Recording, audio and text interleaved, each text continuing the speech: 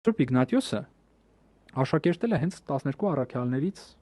Պետրոս առաքյալին, Հովհաննես առաքյալին, հանդիպել է նրանց, տեսել է, գրեթե ժամանակակից է։ Ամենահետաքրքիրը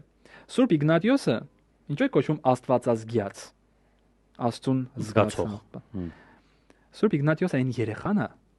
որ հիշում եք, Քրիստոս ասում է երեխային նստացրեց իր ծնկներին, ասեց, եթե չլինեք մանուկների նման, չեք մտնի երկնքի արք։ Այդ երեխան է։ Ինքն է, օքեյ։ Որը Քրիստոսին տեսել է մանկության տարիներին հիշում է եւ արդեն առաջին դարում ինքը մեծացել դարձել է եպիսկոպոս, Անտիոքի եպիսկոպոսն է եղել։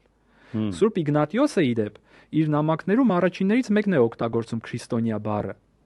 Եվ մենք հիշում ենք Գործք առաքելոցից, որ հենց Անտիոքում սկսեցին մեզ քրիստոնյա անվանել։ Այսինքն դուք տեսնում եք ինչքան ինքը կպած է, այսինքն Սուրբ գրքից անմիջապես հետո գալիս են այս առաքելական հայրերը՝ Սուրբ Իգնատիոս, Պողիկարպոս Անտիոքացի, Կղեմես Հռոմեացի։ Մեր 3 առաքելական հիմնական այս հայրերն են։